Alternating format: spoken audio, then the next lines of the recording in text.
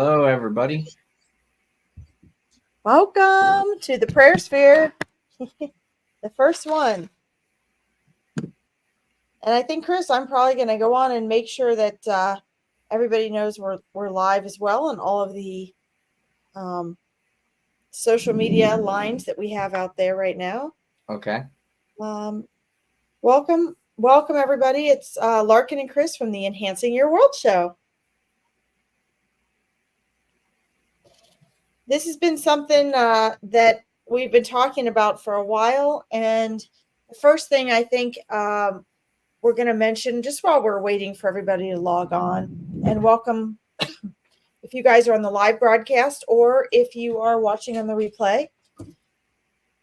Typically you hear people talk about a prayer circle, and we've decided to call this one the Prayer Sphere because there are so many dimensions.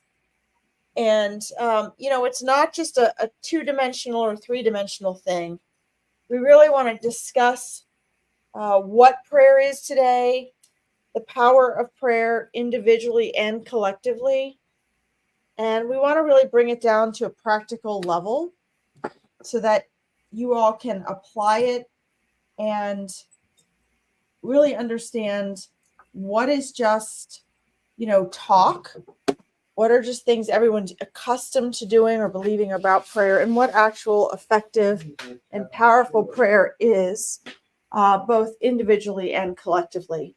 I think there's a lot of questions, Chris, that people have, because I think there's a lot of teaching and, history that goes into our belief and understanding about prayer. Mm-hmm. And yet, you also find a lot of people saying, my prayers, feeling that their prayers don't work, or their prayers aren't heard, or they think they're doing it wrong, all that kind of stuff. So I think this is a good opportunity for us to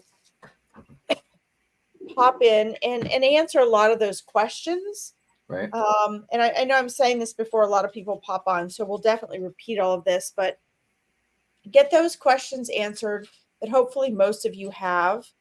And then talk about what true and authentic prayer is, collective and individual prayer, and how to really pray effectively and powerfully so that you all know the difference and might understand why you feel like your prayer isn't working. We want you guys to understand that prayer really does work, but there are true and authentic ways to pray, and it may not be what you think it is. Right, Chris? Right. Hey, Anne-Marie.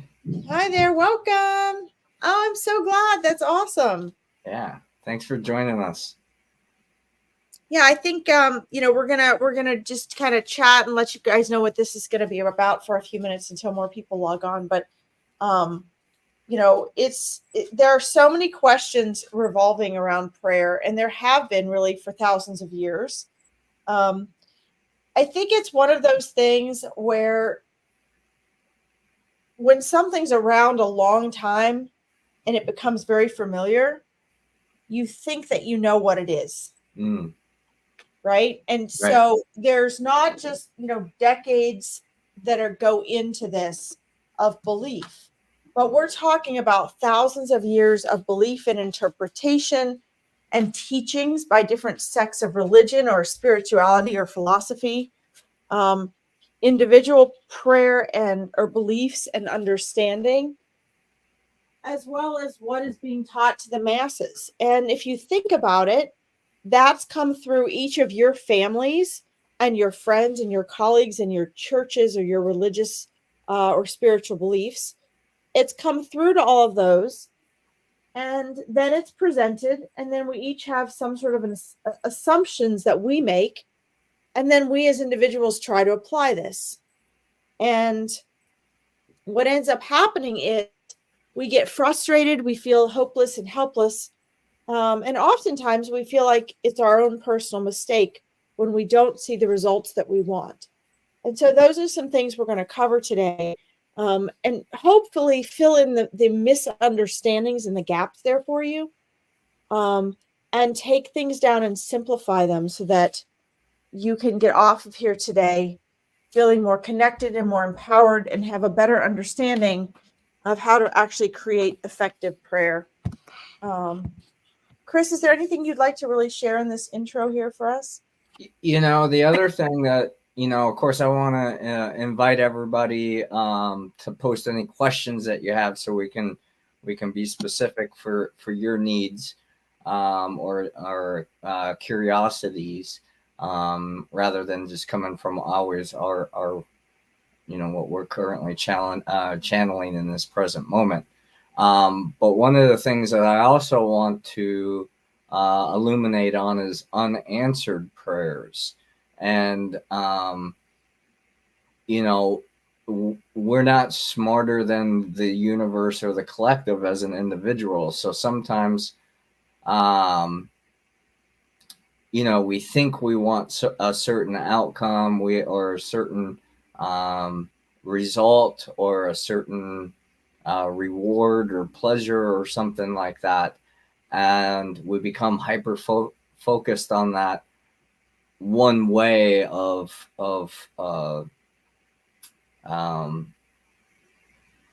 perceiving life. And when we have a redirection, we have an opportunity, something else comes in for us, to remain open-minded, open-hearted, with gratitude,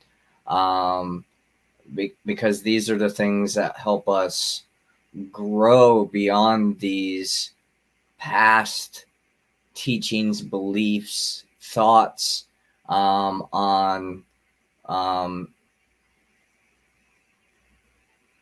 the way we see the world and our reality. That's why I'm excited about this, because to tell my personal quick background, I've always had this sense of connection with spirit and nature. So I've always considered myself a somewhat spiritual in nature person, but I never really followed any religion. It didn't fit for me. So prayer for me wasn't something, I thought it was more like a wish or a hope. What I've learned through my own experience is creating that mental vision of what you ultimately desire, and then putting your energy behind it. As far as, how are you moving through each and every moment of the day, will help lead us to those prayers, to those outcomes. If we want to see peace outside of us, we need to find peace within us first. Because if we're reacting to things that we can't control, like other people's actions and behaviors, and their words and things like that, then it's a sense of disempowerment. And I don't want to complicate things or bring anyone down on the way. But the way that I interpreted prayer was, you were asking something outside of yourself for something that you weren't willing to commit to yourself. One of my mentors in my teenage years shared with me some wisdom, and it's always kind of resonated with me, that, God will not do anything for you that you can do yourself. That's why you're here. That's part of your purpose. You can do anything you want as long as you're not causing harm to people, and the planet, and our natural resources. You'll be supported by God. You'll be protected in certain senses, but because it's going with the natural law of evolution and what's meant to be, and closing our minds down to saying, I have to have this person, I have to have this relationship, I have to have this job, I have to have this amount of money, I gotta do this, I gotta do that, sometimes limits us to creator, spirit, universe, however you want, to help guide us in the direction that we want. So, you know, if I want to lose an addiction and I pray to God or creator or whatever higher power that, you know, that I'm trying to connect to empower the strength and perseverance to release something that is harming me, I'm still going to have to back that up with behaviors that support that prayer. Sometimes it can be magically shifted with mindset, but sometimes it also has some cellular memory, has some emotional attachments, those types of things. So it's going to take a little bit more time to manifest that into an outward manifestation. Now, Anne, I've wondered sometimes, I'm going to put this up on the screen, if I'm doing it wrong and who's listening, and even if I'm doing it right, so that the message gets to God. And I've ever, even asked if whoever is listening, if they could pass it on to God. I've mainly been asking for help so that I stop worrying all the time. And I I think worry is,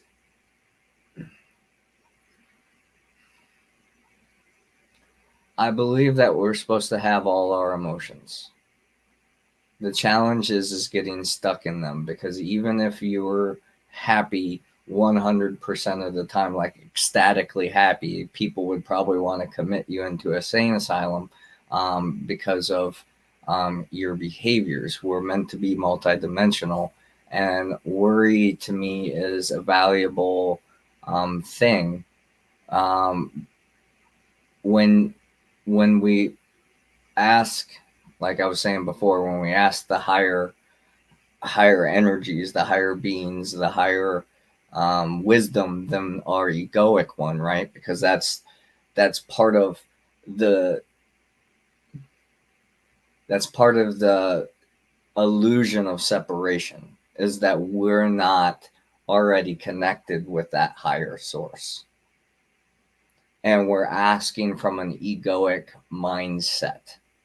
And a lot of times those mindsets are what keeps us stuck, because we close ourselves off to curiosity. We close ourselves off to wonder and gratitude and appreciation for what we have.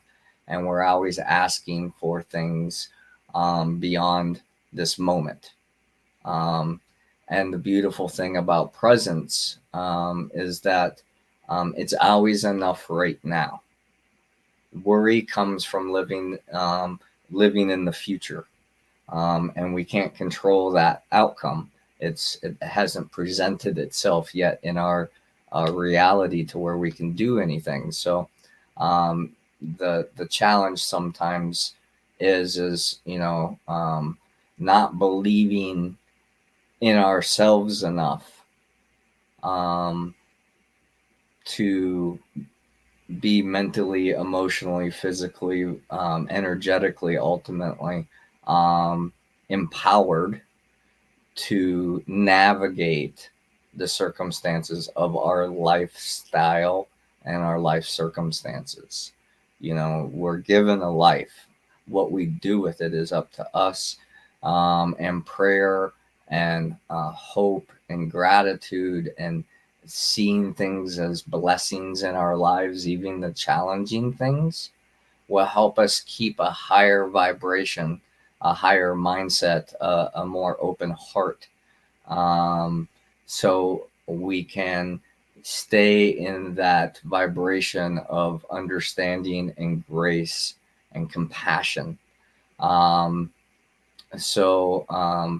The challenging things don't last as long, and we're able to see the opportunity, the silver lining, as they say, to allow the collective energies outside of us to assist us, while still putting our own energies in to make it happen. or to help allow it to manifest. Um, what are your thoughts on this, Larkin? Wow, this sounds like a 10-hour workshop to me. We've barely gotten started here. Right, right. I think you hit on some really pertinent points, and Anne Marie, that's a very good question. Welcome everyone else who just joined us.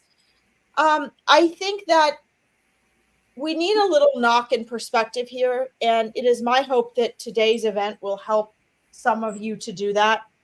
It's very difficult to take something that you've identified with, such as prayer, have been taught things about and beliefs about, and to become self-aware of your mindset and beliefs about that thing. So, let me give you an example, and then I'm going to take off of what Chris was sharing.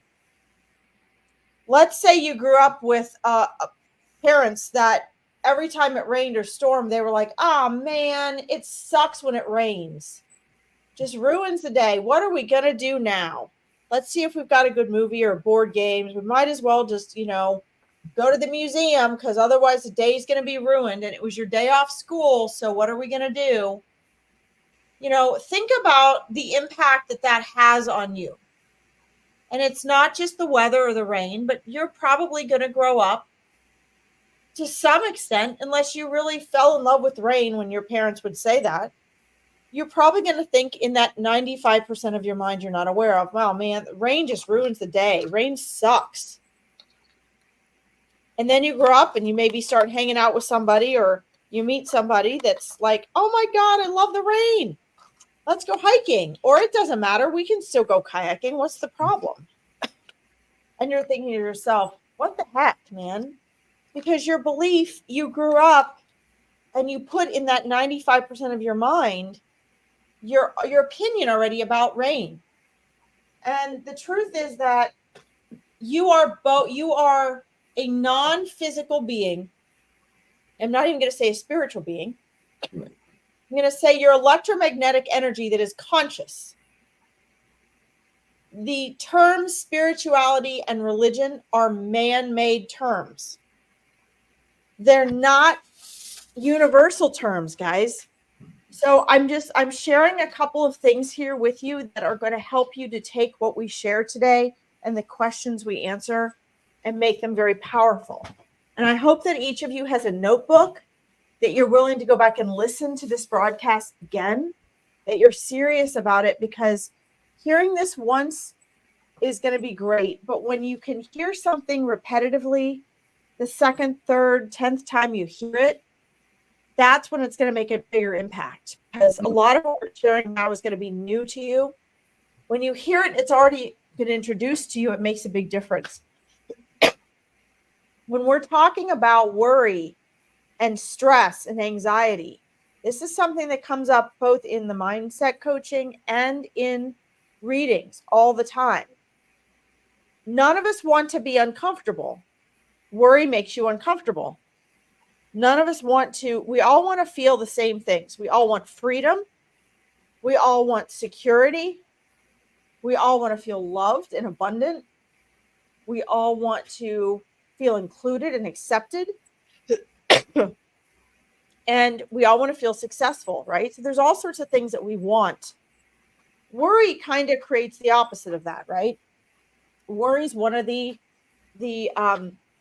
emotions that we don't want to feel. But remember, emotions are the mind and the body. So it first has to have been a thought, right? And then you start to feel the worry. Mm-hmm. And so playing off of what Chris was saying as well,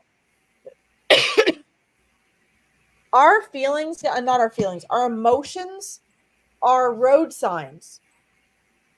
And I think Chris was doing a good job of trying to share with you that when we feel something, what is it telling you? What is that telling you?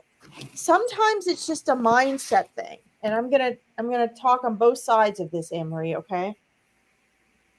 If you're a chronic worrier, which you've heard is like praying for something you don't want, I agree with that. If you're a chronic worrier and it's a habit, you're setting yourself up to create more of what creates that worry. You're not actually resolving the issue, right? So if you're constantly like, oh my God, I'm worried that I'm going to screw things up with so-and-so at work again. Well, what is your focus then? That is your focus. And your subconscious mind, it doesn't know the difference between what you want and what you don't want. It doesn't care. The ego isn't really interested in what you want or don't want. It keeps you in a holding pattern. So if you believe that so-and-so work is, you're going to have a problem with so-and-so at work and you're worried about it, then you better believe that the universe is going to deliver for you what you already believe is going to happen. So if you believe that prayer doesn't work for you and you're bad at prayer and your prayers are not heard and not answered, then whether they are or not, you are going to experience, you're only going to be able to perceive that they don't work for you. Okay. And that's a whole nother part of this conversation. Mm-hmm. But it's up to you to take whatever emotions you're having and recognize your patterns of thought, Anne-Marie, and understand that you can change that. Okay. So there's a couple things there. One, how are your emotions a road sign? Are they a road sign that it's really something you need to worry about? Or are you having a road sign? Is your worry, when you recognize that it's chronic, that you worry all the time, that it's affecting your sleep? How could that be a different message for you? That to me sounds like a message that's saying you're addicted to worrying. You're in a habit of worrying. And the problem with the human mind is we say, and we say it collectively so we believe it, we say, but Larkin, I have this, and this, and they're all real things worthy of worrying about. And what you don't recognize is that you still have a choice. And as you make a choice, that reality shifts. Those things change. Okay, so what does prayer have to do with any of this? Chris was talking about us giving our power away to something outside of ourselves. And the conversation about, is God listening? I mean, honestly, Anne-Marie, and I'm going to read your other comment in just a minute. Your comment is exactly one of the things Chris and I were talking about and why we're here today. These types of misunderstandings and disempowered beliefs about prayer. So many people feel like they're not being heard, their prayers are not answered. I'm going to say this. Every prayer is answered. Every single prayer is heard and answered. The question is, there's a level of trust and faith that you have there, but we don't want to just go magically on blind faith either, right? I mean, you have to sometimes. But when we are, first of all, you don't need anyone to connect you to God or source and spirit. You are already connected. You are already connected. Okay. And there are some aspects to certain sects of religion that teach us that we're not, that you have to go through someone else, that you have to go through a priest. This is not true. This was something added in thousands of years ago that has actually been very chronic throughout humanity, even long before Christianity, because religion is one of the number one great ways to control people and a society. If you can take control of people's spirituality by getting them into a religion, giving them the man-made outline and belief system you want them to have in that religion, and then tell them that they have to go through one of their people in order to be heard by God, then you have the greatest control in the world.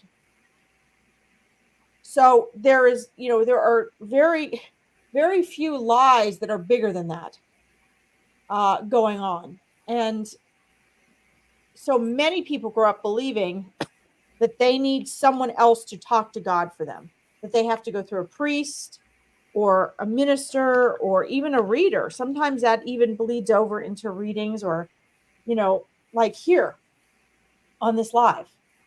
Okay. So you already have that connection. The second thing is you are always heard. And then the third thing is what Chris got into, which I think he explained so eloquently, but I think it's hard to get your mind around if you're not accustomed to it, which is trying to find the right way to say this because Chris said it so well. When we are trying to connect and when we pray, we have expectations that we aren't aware of that we have. We have these, just like we do when we manifest or when we go for a reading, our subconscious mind in our society is encouraging a quick fix. We want a quick solution, right? Hi, Rosalie. Welcome. I'll get to your comment in just a minute, Anne-Marie. We'll get to that. But I think this is very, very important. We have to understand that, first of all, the questions you ask, my friends, are as much or more important than the answers that you're wanting or the results that you're wanting from the prayer. I'm going to say that again. The questions that you ask are as much or more important than the answers or responses to your prayer that you receive. If you're asking the wrong question, and I don't like to use the word right or wrong, but I'm using it in this term. If you're asking the wrong question, like Chris was giving examples for, then you're going to get a very different answer. Because your expectation of what's going to happen for that prayer is blocking you seeing that it's happening.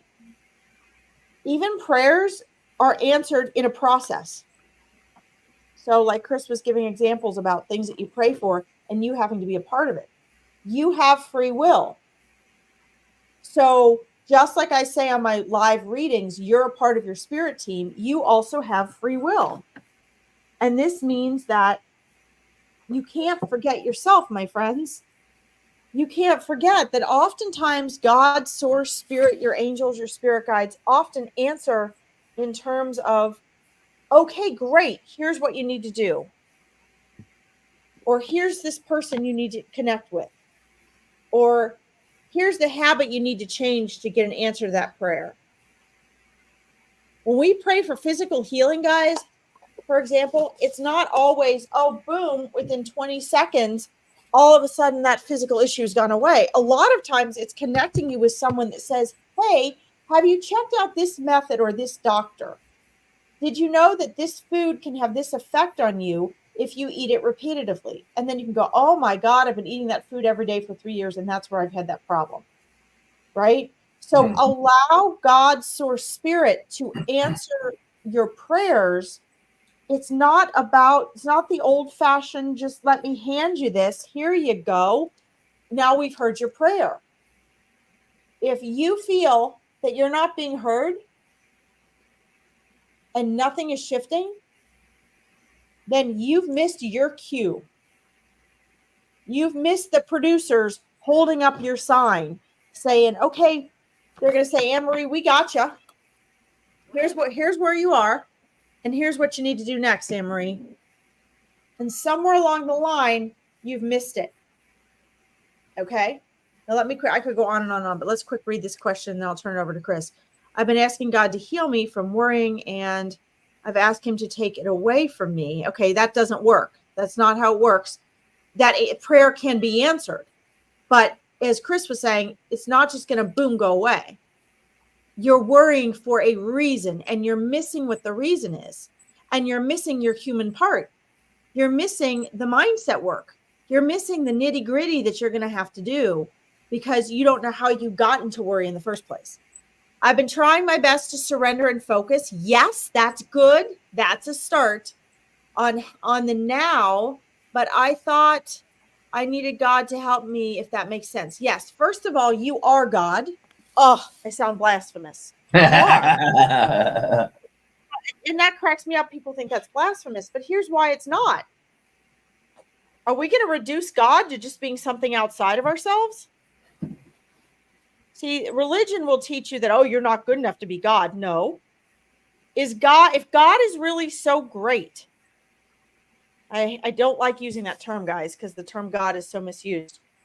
If God is so great and so above us and so all encompassing and all infinite and powerful, then wouldn't God be a part of every single thing there is? Wouldn't you not be able to get away from God no matter what you do? Even if you don't believe in God, wouldn't that mean that God permeates all things and allows and loves all things unconditionally? You see, so you can create the illusion that you're separate from God and that God doesn't hear you. But the truth is God is all permeating. Okay. So first of all, you are already a part of God. Okay. There's no way your prayers cannot be heard and answered because God hears and sees all, right? Whether we're talking source or Yahweh or the universe, it doesn't matter. Terms are just they're just human made things, guys.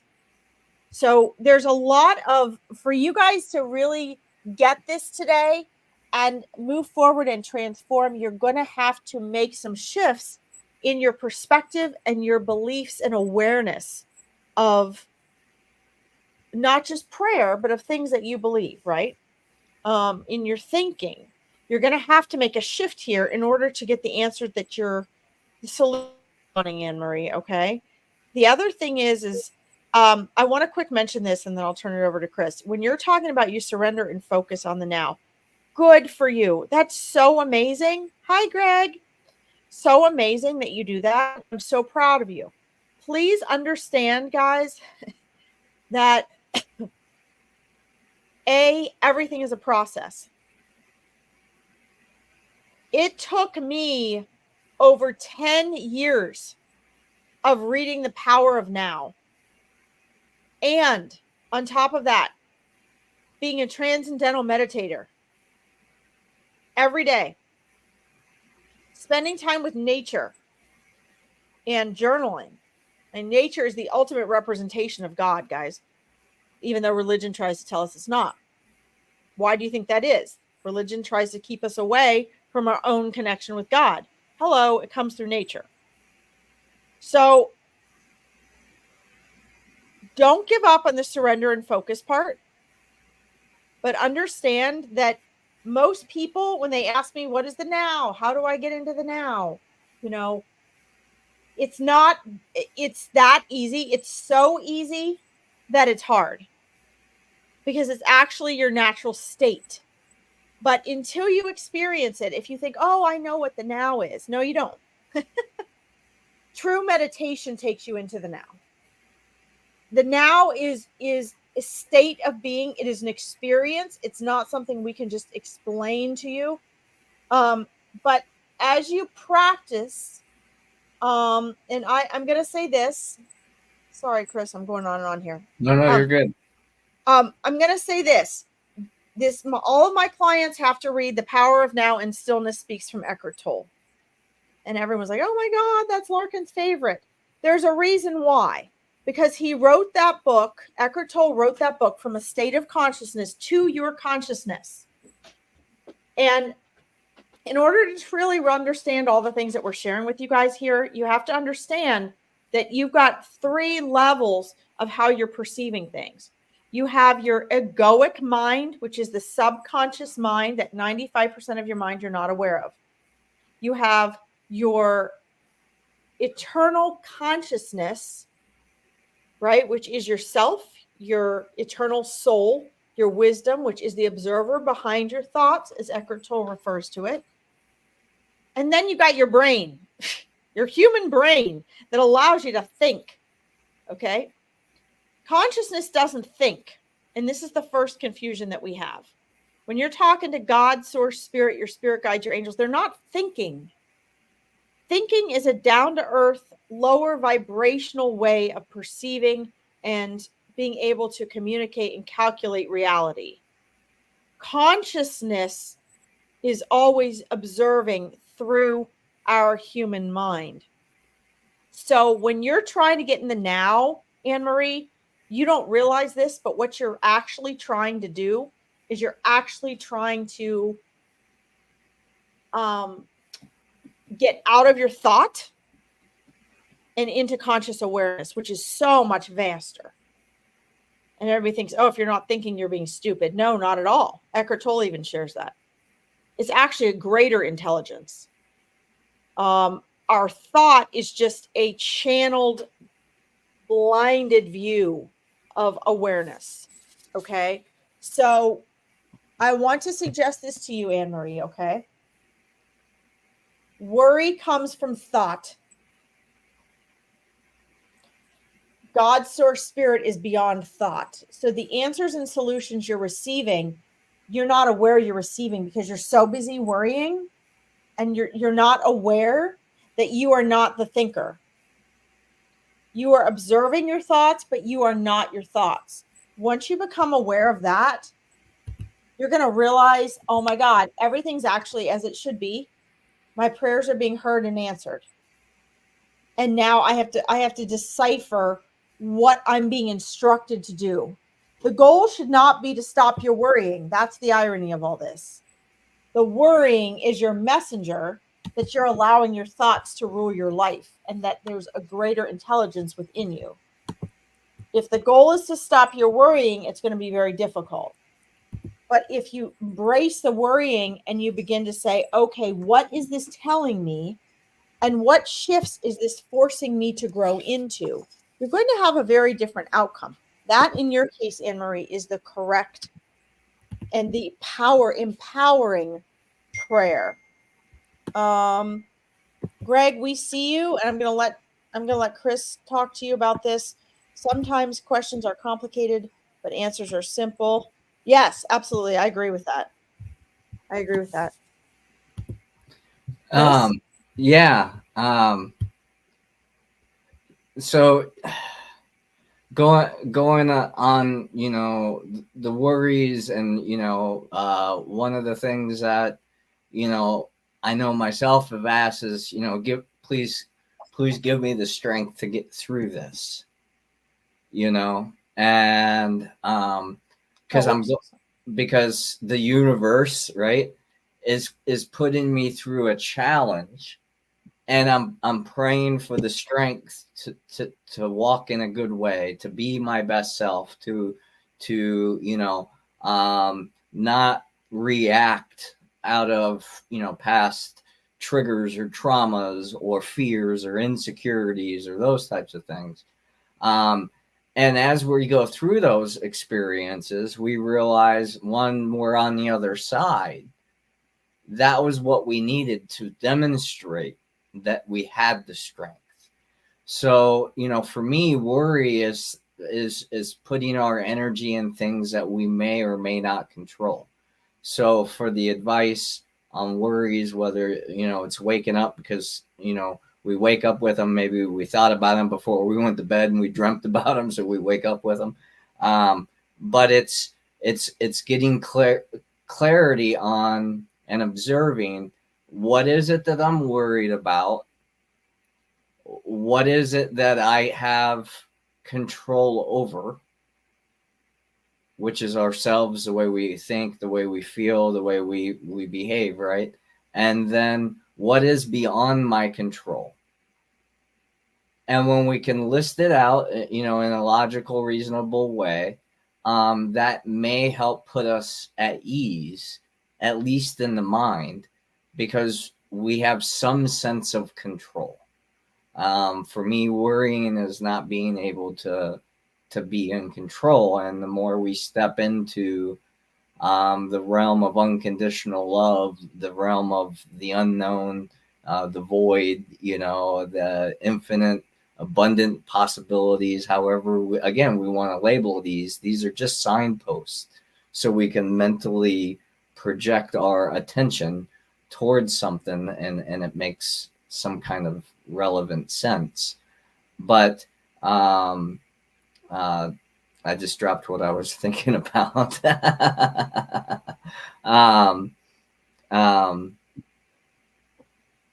When you were talking about worries, that was very powerful.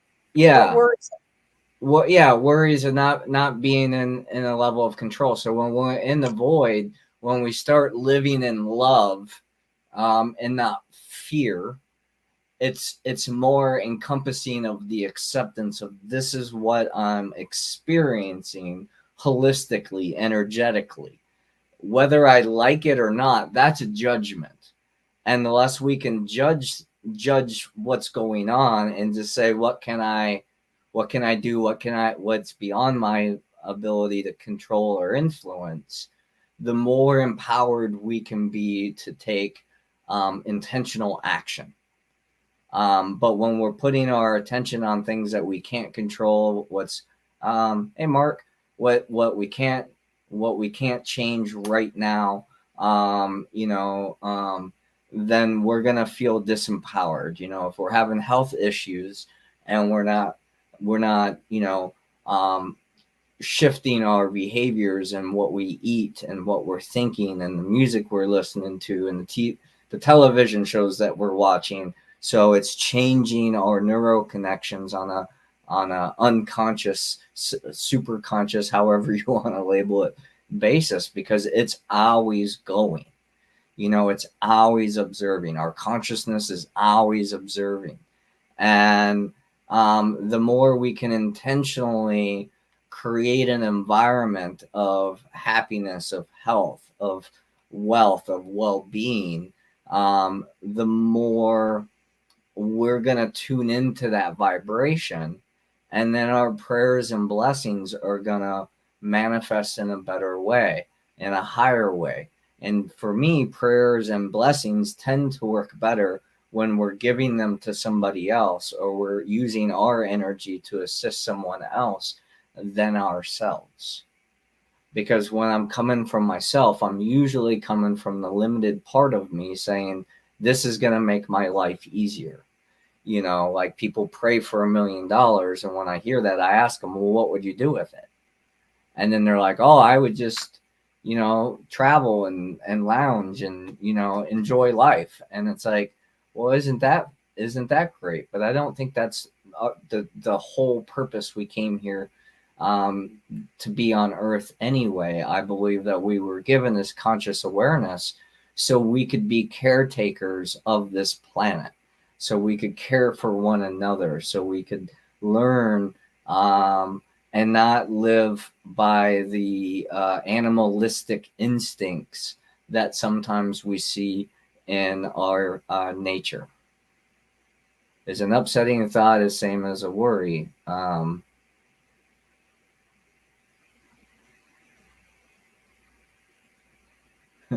Well, I would never recommend violence because that doesn't solve anything. And coming from somebody that walked in, a violent way in my teenage years, I was associated with a anti-racist movement that sometimes was violent. And what I learned through that experience is my mind was never changed if I got beat up. And I never changed anybody's mind by beating them up. I usually just helped ingrain it a little bit more. Yeah, I understand that's how it feels. And it's trying to take your power back, right? Because you couldn't control that guy lied to you. And it shifted your perspective of the results you were hoping for by investing your energy in the first place. So, yeah, Greg, yeah, you definitely you need your hands for your living. So yeah, you probably don't want to break a digit. That might make things tough. But getting back to prayer, that experience that you just went through, Greg, where that politician lied to your face, you could pray for deeper understanding and deeper awareness. And why would somebody do such a thing? What things happened that maybe he wanted to be able to fulfill that promise or obligation, but maybe something beyond his control limited that ability to do that. So maybe it's not completely his fault, but you know, um, I would pray for forgiveness and understanding and compassion, so it doesn't affect you in in a way that takes you out of your harmonious alignment. Does that make sense?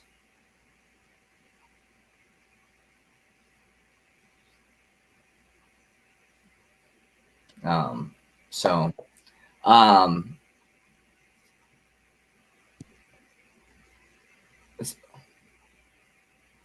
well, good. I'm glad to hear that you're sending them a lot of prayers, and we've all been there sometimes. We've said something out of the best of intentions, and then we didn't necessarily we weren't able to fulfill that obligation. Something came up, something changed, whatever, and we have to roll with the punches. We have to roll with the waves of life. So, the goal is to always enhance ourselves, right? So we have to learn from those limited behaviors, even if it's through somebody else. That's usually a great teaching, because then we don't have to experience that negative karma, if you will, from being that vibration. You can go observe it.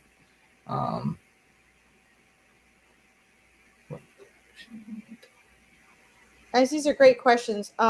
Yeah, go ahead, Outlark. Do you mind if I know it kind of blocks off our screen, and I'll be on camera in a minute, but do you mind if I put this up there? No, not at all. So we can see. And we're gonna read this, Anne Marie, and then I want to.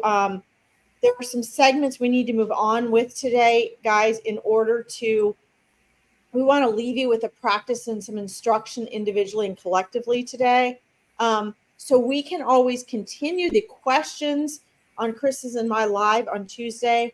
But there are some, we want to take you guys through an experience today and through actually really understanding, sorry, I'm heating up my coffee, the difference between collective and individual prayer, and really making having a practical understanding in regards to it, as well as, and that's what we're here for. We're here to answer these exact questions. And we want to show you, at least introduce what you can do from here. Anne Marie's question, what should we be talking to God about? Okay, that's up to you. You have free will. This is your life, your journey, your questions. There are no bad questions. So I think eliminating as much as you can the word should from your vocabulary would be excellent, unless you're referring to something that you should be doing to create a change in your life, right? So if you're saying something like, I should make a grocery list because I always spend 3 hours in the grocery and I spend too much money, so I need to organize my thoughts and be more efficient. In that case, should is very powerful. But if we're doing should as though it's a power from the outside pressing in on us, then that's disempowering, right? And so you're going to be doubting yourself. You're going to be doubting your connection. And, there's thousands of years of encouraging and making people, or they can't make you, but encouraging people to doubt their own connection with source. And there is part of our awakening now in life is to encourage people to do the opposite, right? Is encouraging people to be more empowered, to have a connection with source on their own.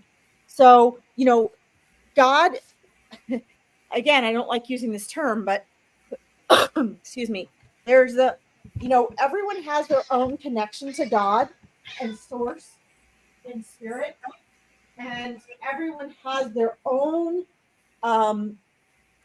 personal connection, if you will, or telephone line to God, source, spirit that is equal. You all have a golden thread. You all are listened to equally, loved and respected equally. There's no one that is loved or listened to or respected more than anyone else. The only difference is the conscious level. How aware are you of that connection? How much do you believe in that? Have you gotten in alignment and in sync so that you understand, that beautiful connection, and you have a rapport just like you do with a person, right? Some people might have a better rapport with their boss or their spouse or their siblings than someone else. So this is an opportunity for you to look at that.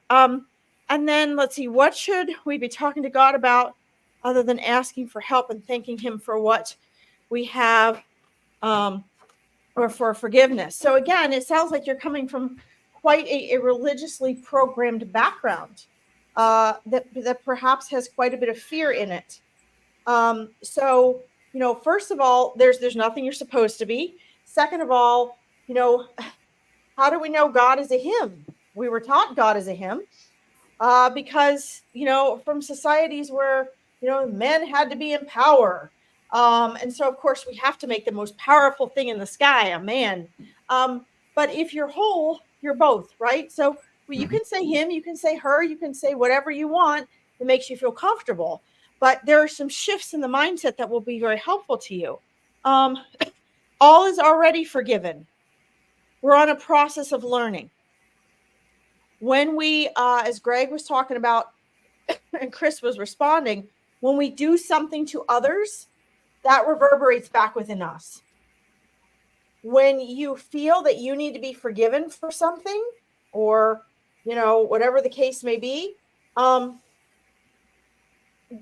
then you're obviously aware of something you did that you feel, maybe you have karma for, or maybe you should have done differently. Again, you've been given free will and a safe space to forgive yourself, to learn from your mistake. You're here to make mistakes. Okay, so all is forgiven. You're the one that has to go through that process. And then the other part you said is, it's hard to talk to him about anything else when we don't hear anything back. Okay, but again, you don't know how to hear back. You don't know how to hear back because society has forced a separation between you and nature. And when there's a separation between you and nature, there's a separation between you and your inner voice. So your soul knows that your prayers and your discussions with God are being heard. Your soul knows that there's guidance, but your mind is too noisy for you to recognize what that is in your conscious mind. Okay. So Anne-Marie, what I would say is be very patient and understand two things. Number one, it's a process, and you're going to have to learn some new ways of perceiving, just as though you were learning a brand new language. Okay. You have to be able to hear the responses that God is giving you. You have to think differently and believe differently than you do right now. Just like if you want to speak French and you don't know how to think or believe anything in French, you can't perceive in French, you're not going to understand what they're talking about. Okay? It's really no different. The other thing I would say is, have the faith and trust until you get there. Begin applying, and Chris is going to jump in on this one. One of our favorite topics for each of us, actually, for Chris and I both, is gratitude. We'll do a whole workshop on that too. But when you start finding ways to be grateful for the very things that you're worried about, and that's hard, but real awakening and transformation is you're down in the mud, in the dirt, in the nitty gritty where you don't want to be. And that's what it's going to take for you. You're going to just start taking what you're worried about and finding things or things in those things you're worried about to be grateful, no matter how small. You are the one that has to turn the train around. I hate to tell you. But God gives you all the opportunities and resources, which leads us, Chris, I think, to the very most important part of this whole topic, which I think you'd be wonderful at sharing, which is what does God really give us? What are we really given when we pray for something? Right? You know, Yeah, I mean, I think the what we're given is the opportunity to show up and how much we truly care about it. well, I was thinking in terms of what you said the other day, which is the same thing as, you know, it's more valuable, right, to teach someone to fish than to give them a fish. Right, right. Yeah, it's how to do it yourself. You know, not to say do it yourself, but be self-sustainable to be able to continue on, to hold the faith, to hold hope, to um, be willing to not be able to see 6 steps in front of you, but just concentrate on the step that you're taking. That's in the now. Yes. Yeah.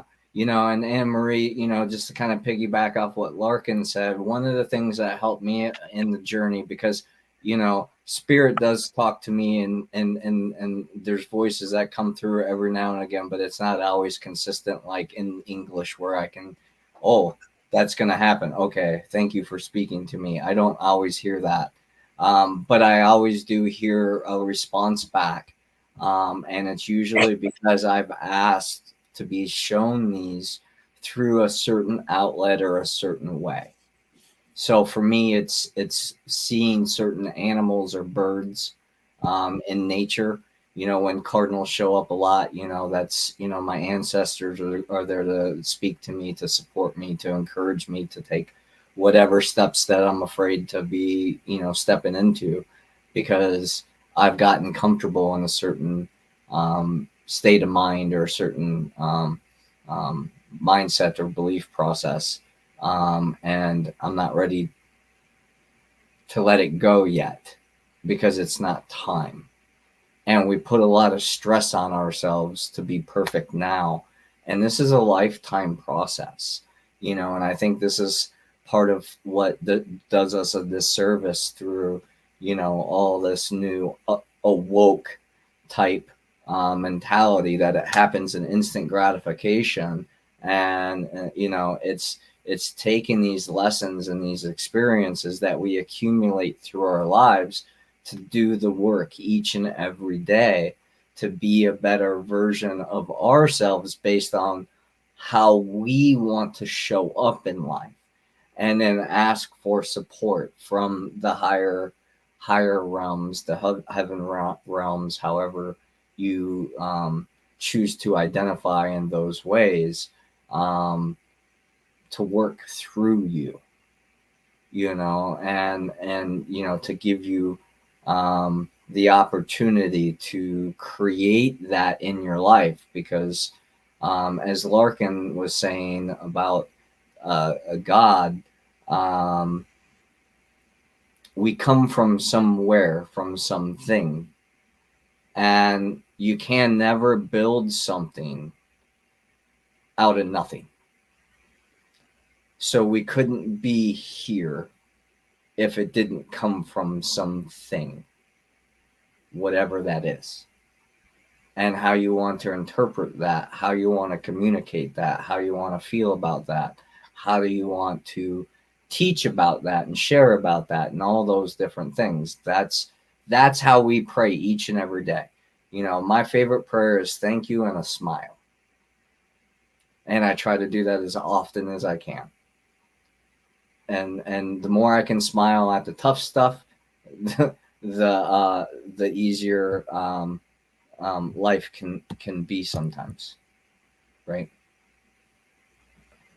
Eckhart Tolle says the most powerful prayer you could ever say, if you just had one prayer, it was the only prayer you ever said, it was thank you. Yeah. And this is true. This is true, guys. I think that it's important to understand that when we're talking about prayer, where people are thinking and acting of it as a cognitive, mental, and emotional act. If that's all prayer was, then everything you ask anybody forever would just be a prayer. Hey, Chris, can you get the broadcast started for me? You mind writing up that outline? You know? Right. Say hey to my dogs. Hey, would you guys hurry it up so we can, go potty and get back in the house? People treat prayer as though it's just an isolated human thing. We put our human limitations on prayer, both the way we pray and the way we expect to be answered back. It's almost like, a lot of you, some of you did, but a lot of you guys you did not grow up without cell phones. People's expectations are completely unrealistic nowadays. If you don't hear back from someone within an hour, I have people message me on Messenger all the time. And if I don't get back within a couple hours, then I'm not responding. Really? I have a life outside of Messenger. I have a business, a family, everything else. So we do the same thing with prayer. We measure because we're panicked about the outcome. We measure that. Oh my God, he didn't call. He doesn't like me. Translates to, oh my God, I prayed last night and nothing's changed. It's not happening. We impose these self-limitations. That's not God imposing that. God's not saying, thank you, Chris. God's not saying, hey, if you don't hear back from me in 24 hours, screw you. But that 95, I can't emphasize this enough, guys. You're human. No matter what topic we talk about, that 95% of your mind you're unaware of is creating and feeding you your beliefs, your habits, and reactions. Okay, as a human being, everything is about habits and repetition. So you're going to have to change your habits of prayer, change your habits of understanding and relationship with God's source spirit. If you think you have to pray up there to some big divine power outside of you, and that you just have to get, if you don't get a response or they don't do it for you, he doesn't do it for you, that your prayer isn't answered, you will never be satisfied with prayer. And you will never have powerful prayer. Okay? Moving on to the section where we're helping you understand how to create powerful prayer. Jesus, one and only one of the greatest teachers that has ever lived, taught people. He tried very hard to teach this. You pray as though you've already had it, as though it has already happened, as though you've already received. Sound familiar? Sound like all of the, $4 billion coaching industry people teaching you how to manifest? This was taught over 2,000 years ago. And even before that, people were teaching this. They knew this. Okay. Many of you are coming from a perspective of things aren't the way I want them. I'm unhappy with the way they are. I worry about it. I complain about it. I stress about it. I try to make the change. And then all these disempowering beliefs that come with it. How do you think that prayer is going to have a good outcome? This is a good question to sit with. That would be like saying to someone, I know you hate me and you don't want to be with me anymore, but please don't break up with me. If you stay with me, I'll do everything you want. Is that going to stop a breakup? No. So please understand that you really have to shift your perspective on your relationship with God's source spirit to knowing you have that connection. Whether you're seeing signs of it right now or not, doesn't mean it's not there. It means you're the one in physical form. You're the one with the egoic veil. You're the one with the limitations. So guess what? That means you're the one that has to make the shift. God's source spirit is always, has always, and will always be as he, she, they, them, whoever is. Okay, God is. You're in a temporary human form. You're the one that has limited temporary cosmic memory. So it's your job here. When you guys hear me say, remember who you are, you've got to remember your connection. And the best way to do that is gratitude and getting out in nature. Mm-hmm. Gratitude and getting out in nature. If you're not a nature person, you haven't been raised that way, then get yourself under a tree on a bench somewhere. because there's a reason there are people trying to destroy the environment. There's a reason why for thousands of years people have tried to keep you out of nature,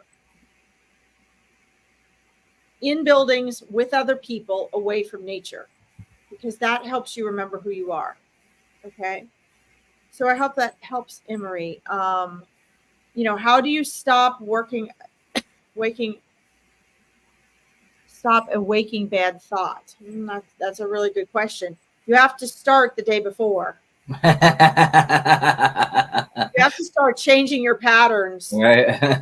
before and when you go to bed, and it's going to be a process. Right. And you also have to, when you wake up, not allow yourself to get up until you have thoughts that are in alignment the way you want to be.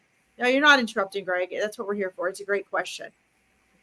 This is a process. When I do mindset coaching, it takes my clients 1 to 3 years to really create transformation. And that's a short amount of time. And one of the things many of them have to do is it takes us, I go through this grueling journey with them for a couple of years or a few years of recognizing your thoughts when you first wake up. You can't just stop them like that. You have to do something with them the night before, how you go to bed, what your habits are, what your beliefs are, what your self-talk is. And then and that's a whole process we're not getting into here today. Right. But then when you wake up, being aware of that thought process and not letting your feet hit the ground until you're feeling grateful, you're feeling better, right?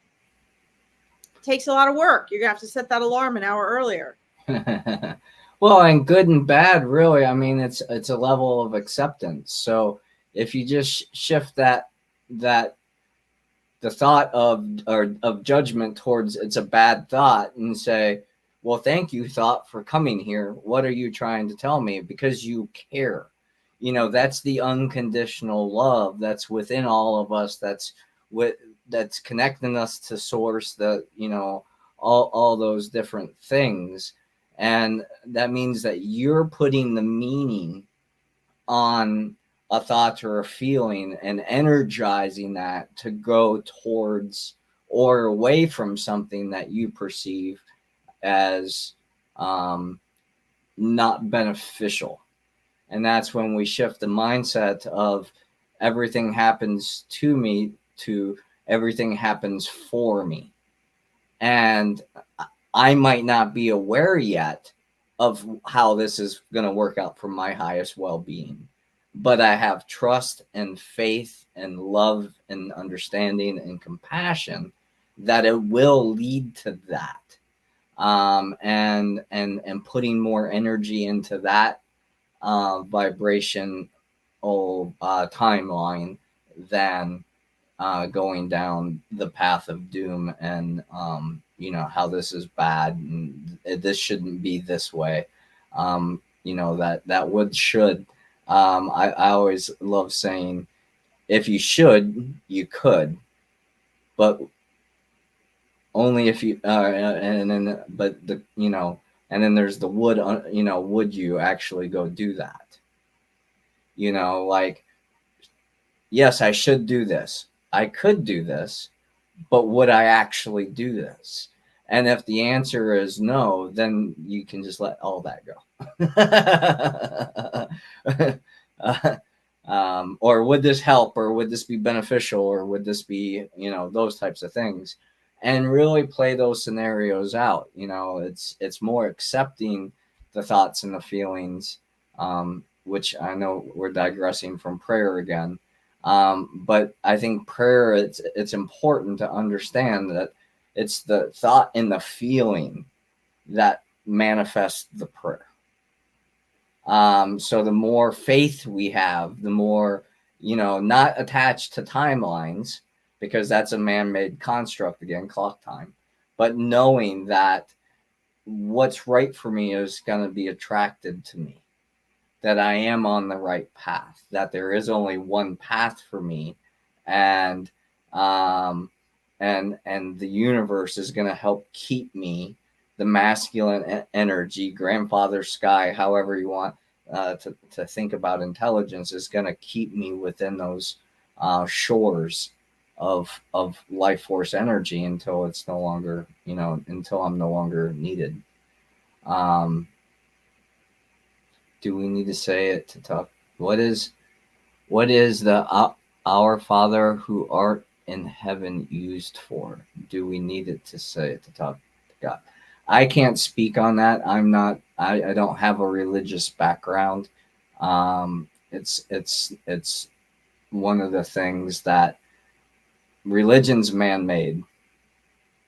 So what I would say to you there, Anne Marie, is, what does it mean for you? And do you need it to talk to God? Is it something that you need in your life, in your practice, to make that connection? If not, you can just let it go. I love this question. I love this question because Good. here's the thing, guys. Religion is man-made. However, you can use it as your crutch and your tool for spirituality if you choose. Mm-hmm. Okay, even Native peoples, who Chris and I are, that's really what we're into. I walk the world like, I'm a Native American. Like, that is my church when I go out in nature. But I was fortunate enough, I grew up with my parents allowing me to learn and study and practice and attend services and things in other religions.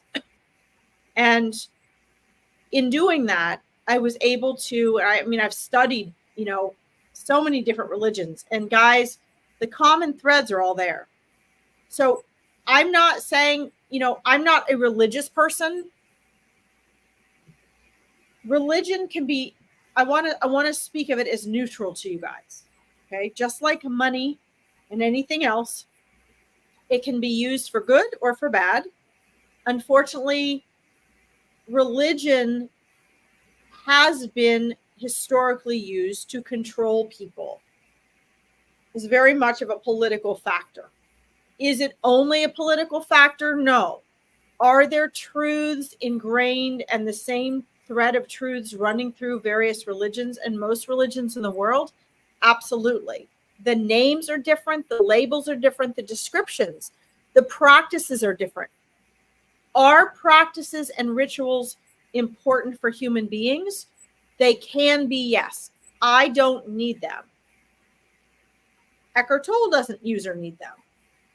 But a lot of people do. So if you are attached or connected to a practice of a particular religion, that's fine. By all means, I would encourage you to go in depth then in that religion.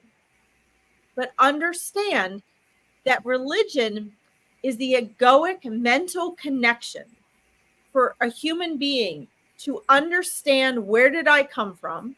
Where am I going? Who created me? That innate intuitive connection to source. We all crave that. Even if you're atheist, you crave that. Why do you think scientists who are atheists, and not all scientists are, some of the scientists and atheists and agnostics that I know are actually the most spiritual people I know. Mm-hmm. They would not like it for me to say that, but they're so integrated. They treat others the way they want to be treated. They use facts, their scientific facts, as their proof and their evidence, rather than looking for, okay, I need 3 signs to come to me today. Native peoples, guys, maybe we don't, or they don't call it a religion, but they also had spiritual practices and beliefs that nowadays in our Western world, we could call their religion. Mm-hmm. Okay. So just because Chris and I aren't locked into a religion, it's because of our conscious awareness and our intuitive understanding of this thread. We're connected to the thread of spiritual connection that we all have versus the religion. So some of you are going to want and need that religion. You have that, you maybe don't feel confident enough yourself. People like Chris and myself we already feel that connection. We know that connection. So we can go into different religions and practices and feel that connection. I am just as comfortable in a synagogue or, with practices from around the world as, I am going into a Catholic church. And people are, oh, I wouldn't go to a Catholic church. Okay, what? But when I go in for my connection with God. I don't give a crap what songs they're singing, what practices we have in there. I'm just, it's me and God. That's it. It's my connection. Okay. So I do want to say, though, the reason I'm sharing all this is when I was intensely studying Christianity and I was going to a Catholic church every day when it was quiet and I was praying, I was going to services. I loved it. I really wanted to go in depth and practice my own connection. So I've done this both in my shamanic training and in my Christian practices, in my Judaic practices, in my Buddhist practices, which, by the way, is not a religion, it's a way of life. My Ayurvedic practices. I've done this with different religions around the world. And what I've done is I've spent a couple of years very intensely studying and practicing that religion because I've wanted to see how my personal connection felt with each one. During that time, I felt a very strong, I feel personally my connection with Jesus. Absolutely undeniable. Physically in the room with me, physical healings, like taking guidance from that soul, undeniable. Mm-hmm. The same thing with some of the Native American practices. Mm-hmm. The same thing with some Eastern practices. I spent a whole year just working with Ganesh, one of the Hindu gods. Is Ganeshi really real? And I had a teacher who was, that's what he did. That was who he focused on. And he'd done this for 50 years. And I trained with this guy. So understand that if you choose something such as, it doesn't matter if it's a new agey thing or if it's a what it is, as long as it's good and in alignment, right? It's not something where you're causing harm to others. You will feel the connection. It will become more real. That prayer, Anne-Marie, is actually one of my favorites. When I was intensely studying and practicing Christianity, I really got into, okay, what are some of the power of these prayers? And I was practicing also different prayers from different religions as well. And I noticed the same connection. If you're going to use that prayer, what I did was I would say it literally hundreds of times a day. I would go for a walk and I would use, Our Father who art in heaven. What you will notice if you speak a prayer like that, and I don't have time to get into everything that prayer means right now, you begin to understand what the prayer means. Understand the language has been translated, the words are different than it was initially, but the meaning and the intention is still there. The energy is still there. You say that prayer out loud or if you can't say it out loud, that's fine, for 15 minutes straight, you will start to feel your inner self shift. What you guys need to understand is that prayer isn't just about getting something from the outside. Prayer is about shifting and aligning who and what you are from the inside. So if you say our Lord's Prayer for 15 minutes or more, just go for a walk and say it. You'll have an experience. Let's put it that way. Don't think about other things. Focus on the prayer. Focus on the words. Focus what it means. Within that is grace, gratitude, forgiveness, humbleness, connection. There are all sorts of things that come out of that prayer. And it's not just that prayer, but since you mentioned that, okay? Try it for yourself. Come back. Let me know. Okay. I felt myself just completely shift vibrationally.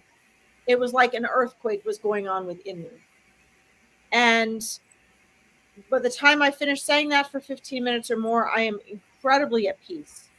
It will align and connect you. Not because it's a Christian prayer, not because it was in the Bible, because that's one of the things prayers are for. Just if you go and you do a Native American chant, or you do a Buddhist chant, or you say, thank you, thank you, thank you, thank you, thank you, thank you, thank you. Do that for 15 minutes and see what happens. Okay. You'll get a different experience with each one. But Anne Marie, if that's your thing, go with it. That's actually a very powerful prayer. And it was meant to encompass gratitude, grace, forgiveness, getting in your center, and aligning. Okay. It was actually meant for that. I would like to answer this last question here. And then because of how we're running on time, we need to talk about, we're going to talk about collective and personal prayer for you guys before we give you some instruction. I cannot believe how much we've covered in this short amount of time already. It's almost like a whole day workshop. It's so powerful. And you guys have great questions. So it's the connection that makes the prayer powerful. Is that how to do powerful prayer? What a good question. I would say yes and no. Chris, where did you want to start with that? Because the connection is there, actually. The connection's always there, but it's the faith and trust. And so in a way, yes, because the more you believe that the connection's strong and it's being heard and it's working for you, again, the more confident, higher, enthusiastic energy you're going to be putting towards it. So then you're going to get those things back, where if you're like, I'm just going to try this and see if it works, you're going to get a mixed bag of results. Yeah, I think for you, Anne Marie, again, we're saying yes and no, but I would say yes. But since the connection's already there, as Chris mentioned, it's really more about your awareness of the connection, or if you're not aware of it yet, your belief in the connection. I mean, I went decades believing things that I never had proof of. And it was because of my cosmic memory. There were things I intuitively knew and remembered that I wasn't going to give up on. That my intuition was like, no, this is real, no matter how it seems. Just like I am yet to walk through a solid wall. But since I was a little girl, I knew I could walk through a solid wall. I knew it. Well, then I got into my late 20s. Can't believe I was this old when I learned this. And I became aware of the fact that we're 99.999% space. It's a fact. And so is the wall. We're not even solid. So my intuition that I could walk through a wall, my knowing was correct. Science, I mean, we know why, but we don't know why. Technically, we should be able to walk right through the wall. But the molecules don't align. Okay, we'd have to align our molecules with the molecules of the wall in order to pass through it. Okay, so, this is where true faith comes in. Knowing and trusting, a sense of knowing within, as opposed to what you're being told from the outside. Okay, this doesn't mean go off and apply that and say, okay, well, it looks like it's daylight out and everyone's telling me it's daylight, but I know it's nighttime. We don't take it to ridiculousness. Take it to those things that can't be, seen or touched or experienced tangibly in the ordinary, easy way that you're used to. And it's also true, though. Have some faith there. It is it's true. Nighttime, just not where we're at. Yeah. That is true. But you guys know what I mean, though. Like, don't use this as an excuse for what you want. Mm-hmm. Okay, because it's too easy for our mind to do that. Yep. It really is. And yeah, essentially, it's always the Earth surrounded by darkness in the universe. The only thing that gives us the illusion of, the blue sky and everything is the light, the sunlight, and the atmosphere. But so yes, it is connection. Work on your connection first. That's the most important thing. Don't let anybody take that away from you. Don't believe your own thoughts. Don't believe anybody else's. Believe what you know in your heart. And what'll start happening is we get in our reality what we believe. So if you believe you're not being heard and you don't have a connection, you can't help but receive that. That's part of the law of attraction, which is connected to the law of vibration.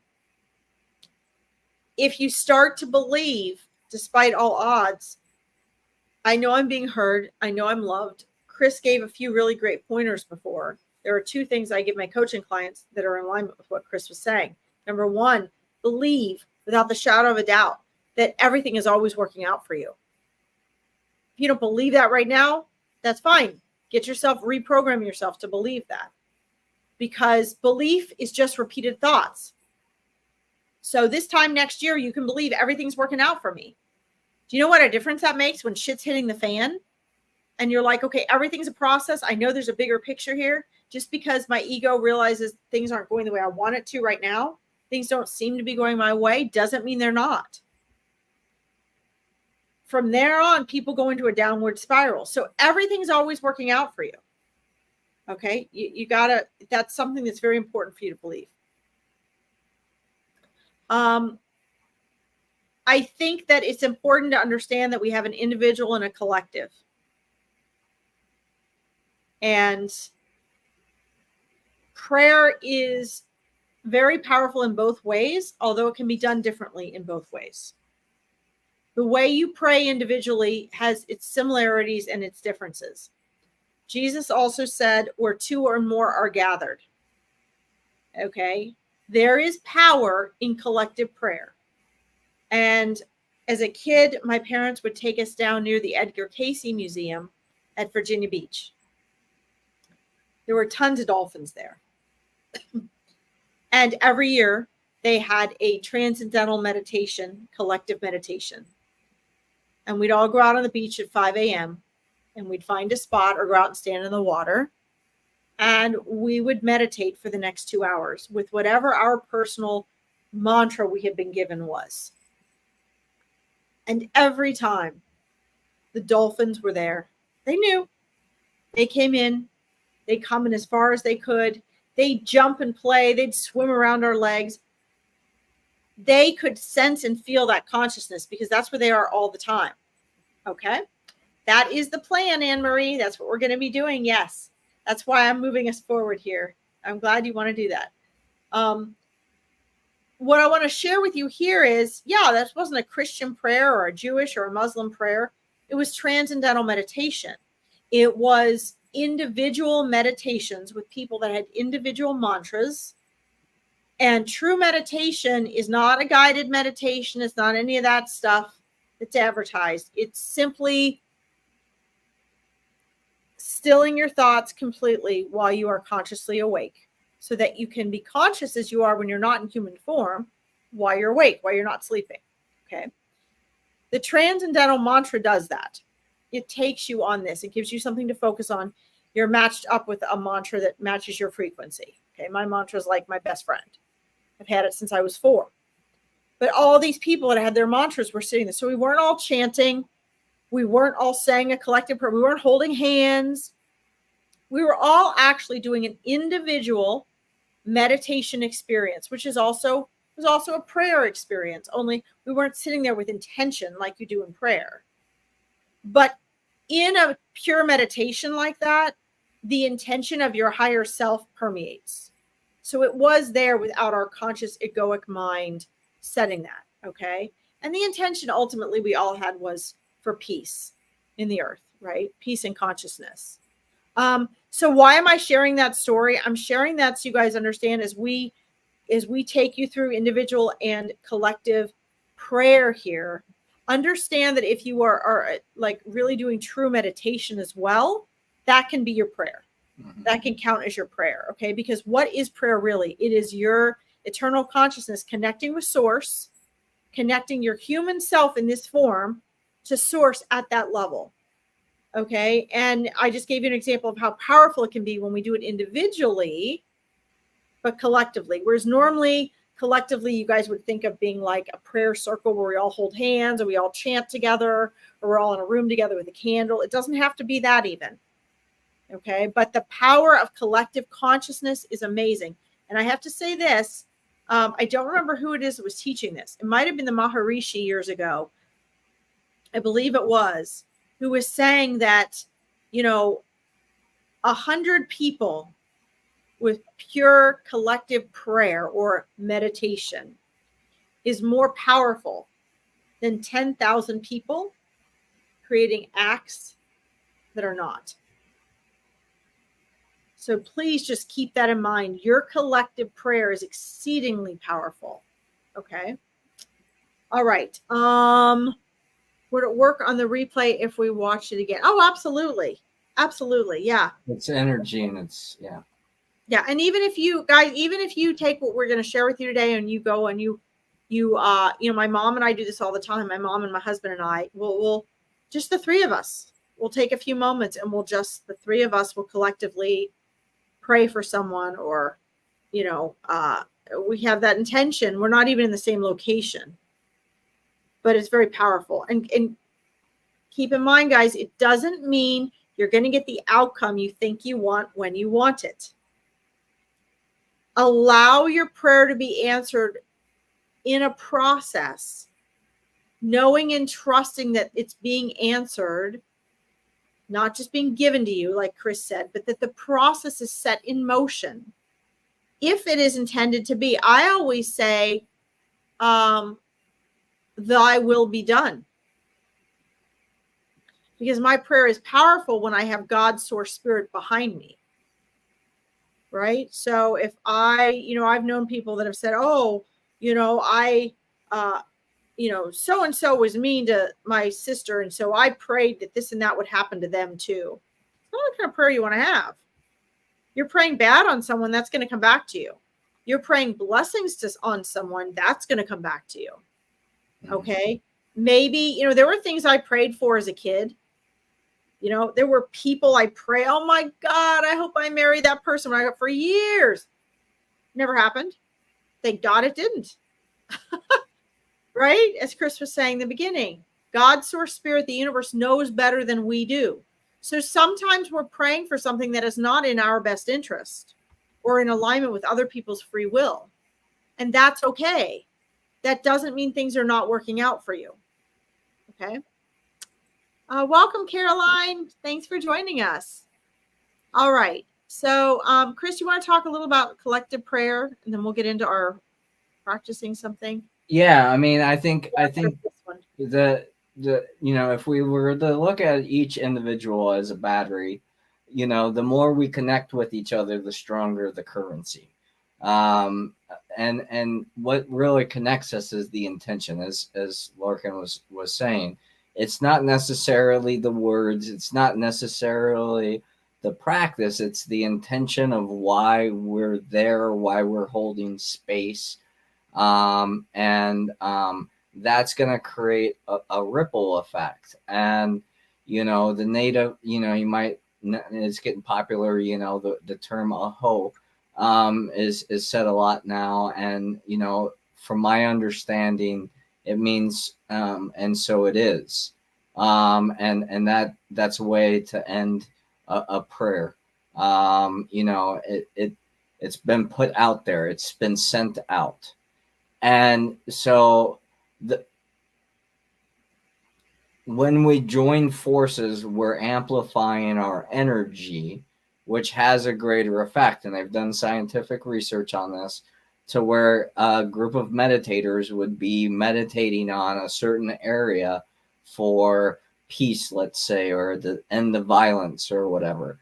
And for a short period of time, that actually did cause an effect towards that result. Now, the challenge being is when everybody stopped meditating and went on to their own life, they broke that connection, and so then it's going to return, because that's part of the process. And so the more we can stay in prayer, the more we can carry our ceremony with us in each breath, each step of the day, the more aligned we're going to be. in that state. Did that answer what you were looking for, Larkin? Yeah, I think that was important because Chris does so much work with collective and community, and works with shamans and spiritual teachers and stuff that do a lot of that. And I think it's important that you guys understand why and how that's powerful, and that it can happen in these different arenas. The story that I shared with you on the beach, even here, if we were to get online and we were to have, like a prayer circle here, which we're calling a sphere because it's multidimensional. There's a lot that goes into that that you don't see, which is the whole point, right? If you guys, if we're praying or we're meditating or we're trying to create miracles, what makes you think you're going to be able to monitor that? I mean, the whole reason you go to a reader or a spiritual teacher or a shaman, or you want to, everybody wants to get beyond what the physical world is. Well, then don't judge what's happening in the physical world. Yes, it needs to have tangible results in this world, but how do you know it's not energetically already happening? You don't know that. Most people cut this stuff off before it even gets a chance of, I don't believe that, it didn't work. Okay, right there. You stopped the miracle right there. Yeah. It was in the process of happening. Your free will just said, it's not happening. I don't believe it because I don't see it yet in the way I want to in my life. There it goes. Poof. Right. Like manifesting. So you have to allow things, trust in the timing of the universe or God, whatever you want to call it, label. Right. But just remember, you're a human being that has human egoic mental judgments, processes, labels, and they limit you. If you want to experience miracles and results beyond that, you have to create space for that beyond that to come into your life. But also, if we had evidence for every time we did something, we immediately got that result, how hard would it be to remain humble? And then how bored would we get? Ultimately, like if our prayers were answered as soon as we it was like a genie in a bottle type scenario, one, we would totally be super destructive towards everything because everybody wants, this big house and, all this land and, all that stuff. And it wouldn't support everybody's greed, as Gandhi would say. There is enough here on earth for everybody's needs, but not everybody's greed. And that's part of being humble and being patient and being understanding and having grace and gratitude and appreciation for the things that you have now and the things that will come towards you in the future when it's time to have it. We could never have enough food to last a lifetime, because if you're eating real food, it's gonna spoil, because like it's not in the amount of having all this stuff, so we don't have challenges. We can't bubble proof life, and that's important to me, at least, to remind myself as I'm going through this process of sending blessings and prayers and well wishes, however you want to label them. It's just saying, I relate to you. I feel for you. I care about you. I care about this topic. I care about, the planet. I care about nature. I care about this animal. I care about, because that's our true nature. We are caring individuals. And to think that our prayer is more important than someone else's prayer, or, I prayed to my higher source that my team won a football game today. And, that's not right. Big sorry.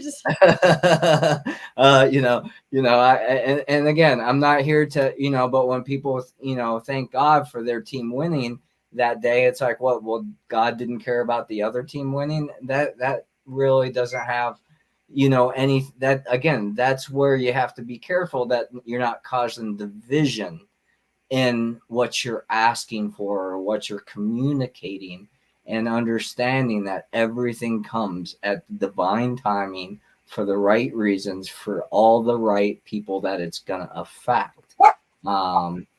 Thank you for the confirmation. It's true.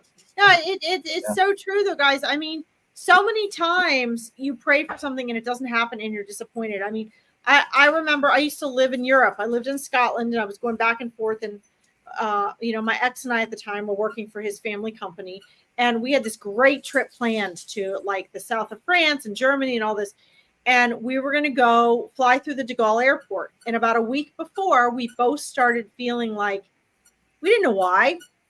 Maybe we should postpone the trip. We should change the tickets. We couldn't understand why. It didn't make sense. And, sure enough, we ended up postponing. We moved our tickets, which took us through a different airport a week later. Do you know that we would have been, there's a beautiful, for those of you who don't know, or at least there used to be, I don't know if they rebuilt it. There's a beautiful glass dome that is like almost like a conservatory in the middle of the de Gaulle airport. And it's where people can wait. It connects all the different segments of the airport. We always waited in that section. We would have been in that section when that dome collapsed that day. And I get chills when I think about that. So then people say, well, but other people were caught in that. Why was it okay that you weren't, but other people got killed or hurt in that? I don't know. I don't know the answer to that. That was their journey. This was ours. Okay, does it mean that everyone had that intuition and they didn't listen to it? No. Does it mean that they were meant to die or get hurt? Not necessarily. We each have our own journey that was connected to everyone else. And we just so happen to be able to hear and listen to our intuition.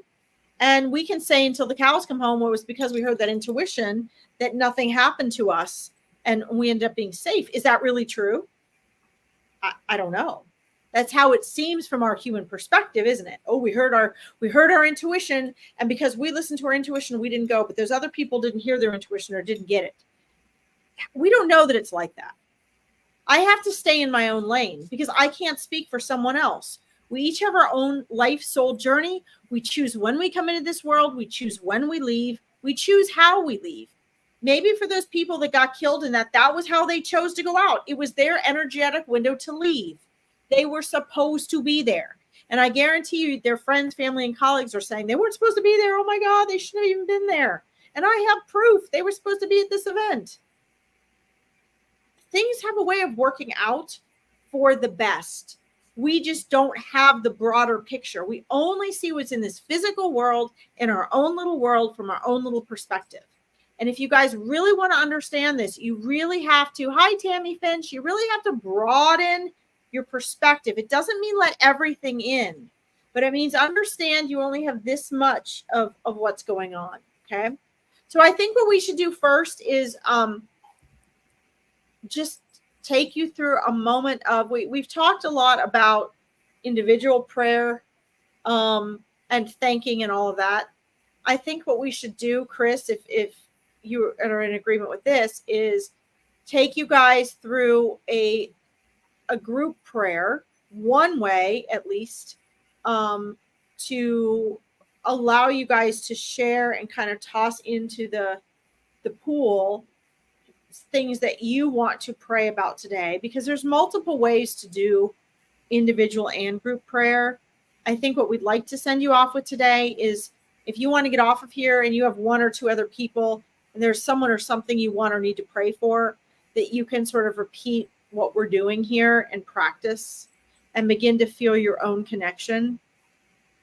Chris, did you have a way that you like or want to do that you'd like to share with everyone? No, I think you'd be better suited for that. See, and I think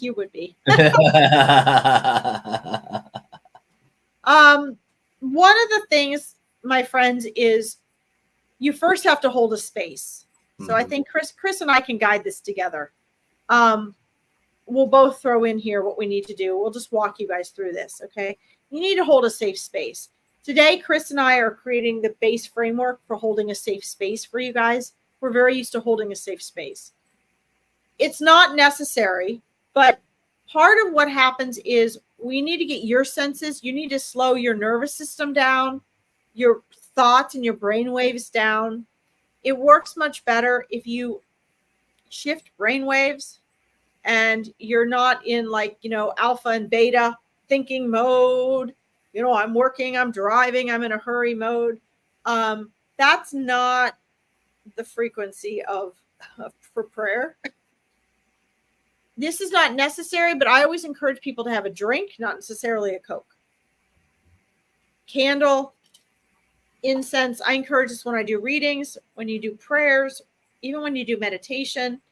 And the reason, first and foremost, is it does change and shift the energy in your environment. Okay, it cleanses that energy. It helps break down the egoic veil barrier between you and the spirit world, okay, or non-physical. The other thing is a lot of it's what you believe. So a lot of it is shifting our senses. I don't have to do this. I do a lot of my readings and things at the barn where I don't have this, okay?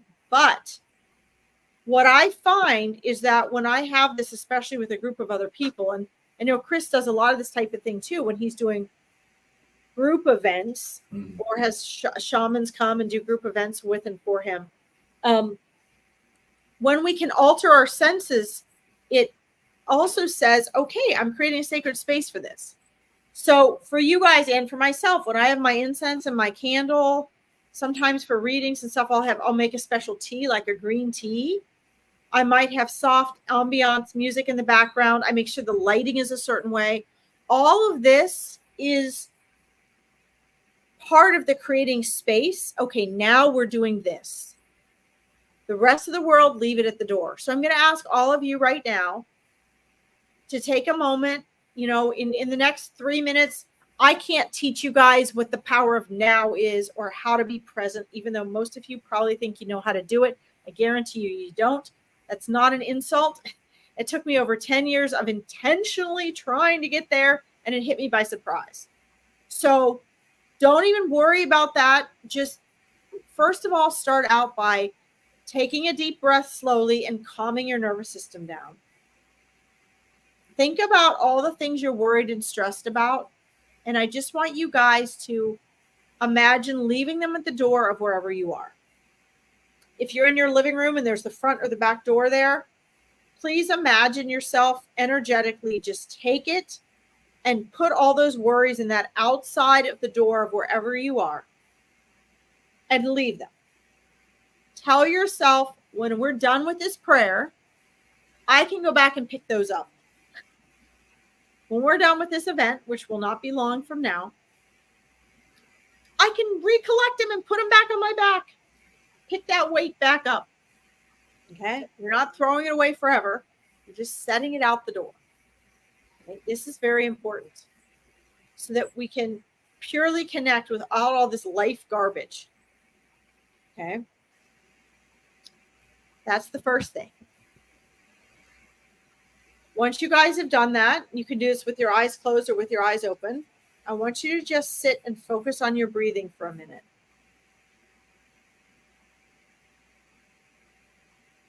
Grace comes as a result of many things. I have found that grace is a huge outcome of prayer. That when I pray for others especially, or a situation, and then I say, thy will be done, miracles happen. So while you guys are doing that and you're focusing on your breath and you're leaving all your garbage at the door, I would take notes on this when you wake up or come back and listen to this again. There are a couple factors that make prayer exceedingly, exceedingly powerful. One is the gratitude. Secondly is surrendering, accepting things as they are in the moment, understanding that anything shifts that are made happen moving forward. So accepting the moment as it is, another huge lesson Eckhart Tolle emphasizes. So gratitude and accepting the moment as it is, surrendering to the moment. Okay? I want you guys to do that as you're thinking about what you want to pray for or who you want to pray for. Along with this, as Chris mentioned, is being humble. Humbling yourself. I know I'm sort of teaching this as I'm running you guys through this process. One of my favorite things to do is to get on my knees and bow so low to the universe. And I say the universe because for me, that's all inclusive. That's God, source, spirit in every form that comes in. When I do this, I feel powers and energies about and beyond me that are incomprehensible. I am always humbled to the point of tears. When you bow to the universe, the founder of Aikido, Murehi Yushiba, said, when you bow to the universe, it bows back. So for those of you that feel like, oh, that's against my religion, I'm not going to bow to someone or something, I'm not going to, humble myself, I wouldn't get down on my knees. Okay, that's okay. But what you give out comes back.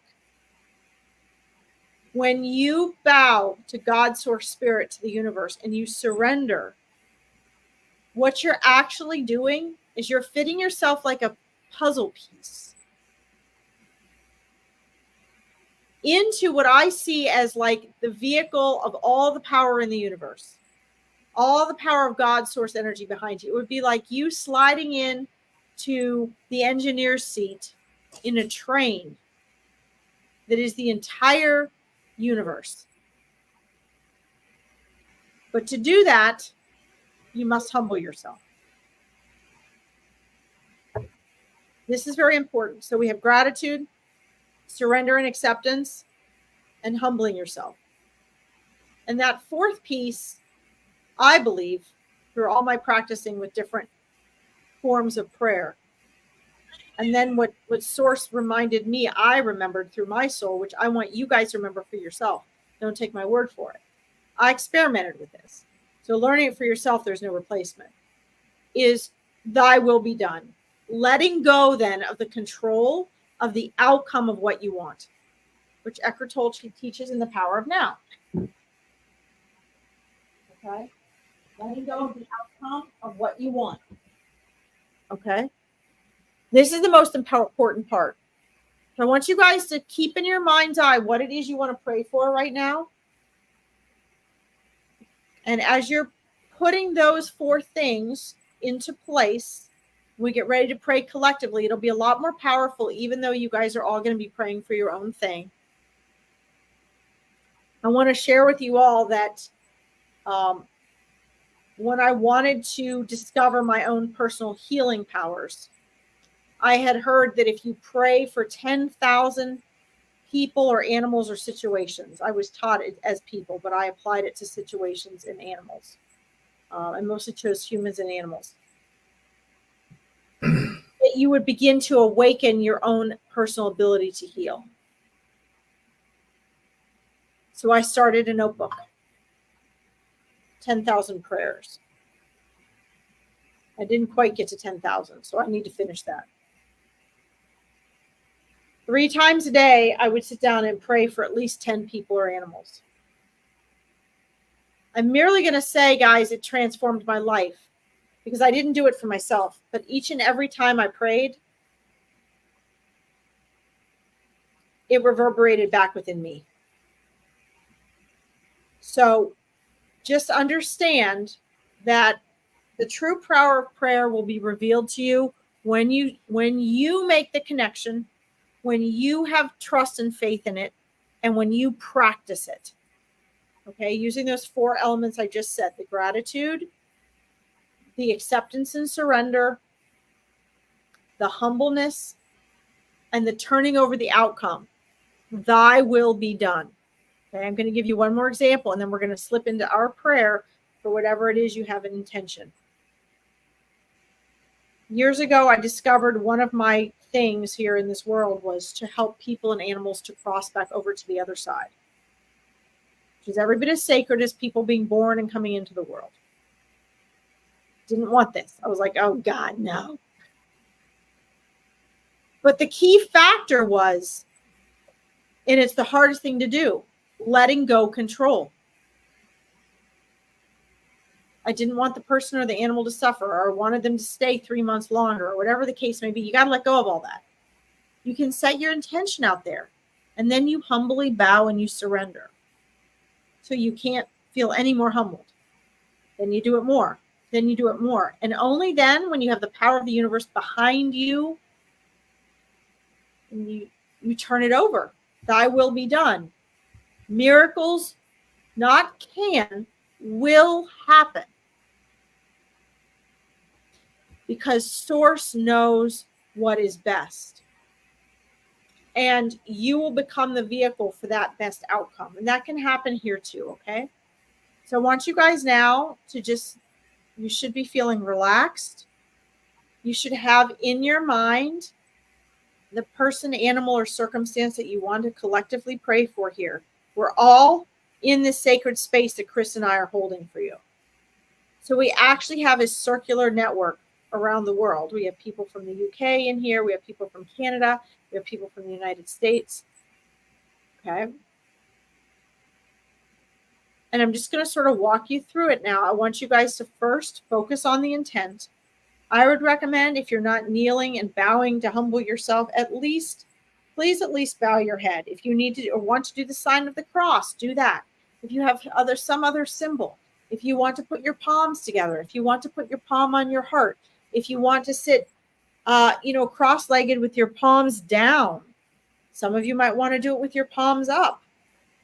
Whatever feels right for you based on your belief system, I want you to do that right now.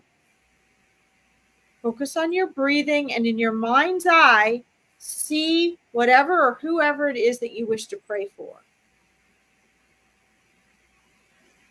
You might even want to ask permission on their behalf to pray for them and to ask for something. You might say, I'm so grateful for this ability to request on this person or this animal's behalf. Thank you, God, Source, Spirit. Use whatever term if you're comfortable with. For this person's complete and full healing and rejuvenation. Thank you, God, Source, Spirit, for this person or this animal or this situations, moving out of the pain and suffering that they're experiencing and into healing and renewal. Begin with the gratitude. Feel the gratitude, guys. You'll see Chris has his hand on his heart. Understand that your heart has so much electricity. And when you put your hand on your heart, the electromagnetic connection is phenomenal. Something that really happens there. Okay. As you do this, what must you do to humble yourself? Are you bowing? Are you letting your head drop? Your chin drop? Are you relaxing your shoulders? Are you doing what I do, where I'm oozing with gratitude and humbleness at the same time? And I'm humbling myself with my face on the ground, literally, where I can feel my whole face and upper body going through the floor. This is because I'm turning my will over to the power of God. Not that God, Source, Spirit doesn't already have it. I'm a part of that. What I'm doing is I'm reconvening. I'm reconnecting with that. I'm merging with that power.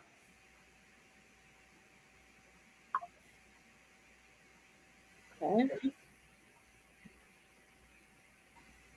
And you set that intention based on gratitude. And then I want you to remind yourself to surrender and accept things as they are. Go back and remind yourself of that, because what you resist will persist. So if you're trying to pray from a place of resistance, where you're judging or you're fighting against the way things are, you are disempowering your prayer. So surrender to that, and then again, repeat your prayer in a form of gratitude. Thank you so much for the healing, the rejuvenation of this person, this animal, this situation.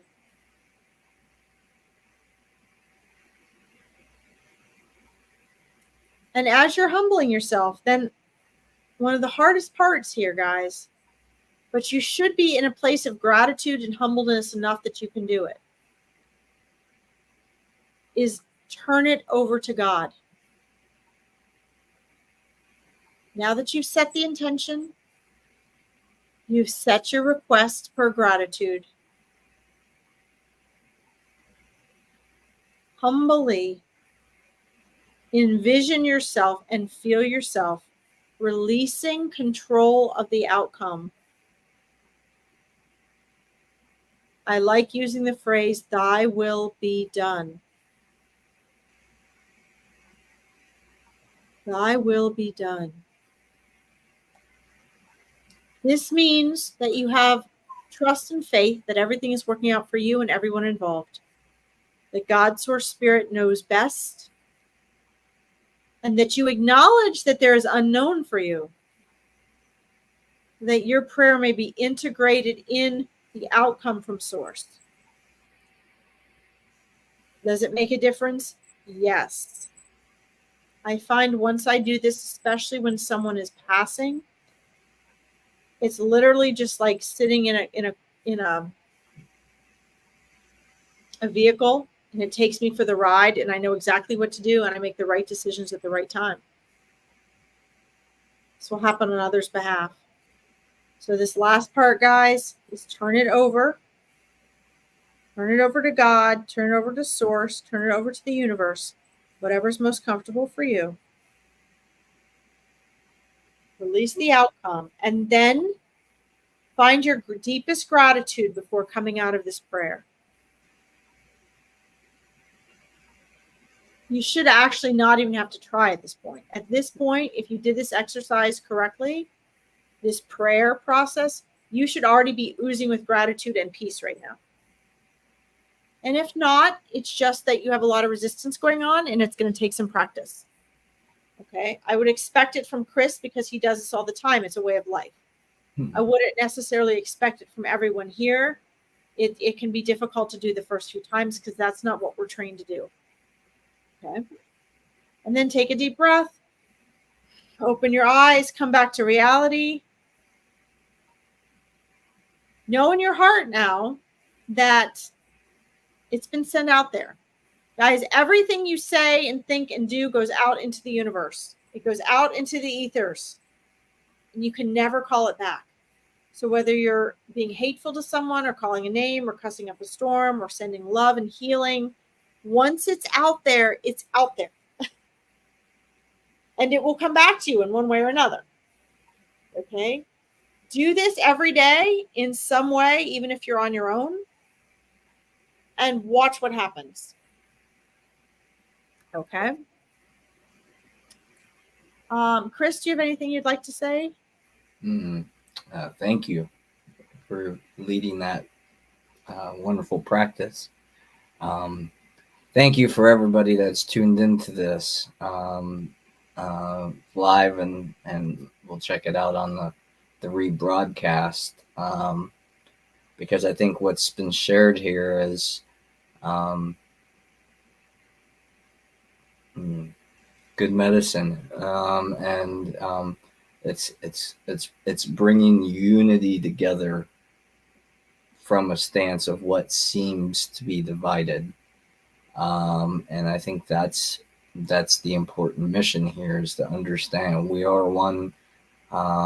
We are one humanity on one planet, connected by one cosmic source, whatever the label is. That's what divides it.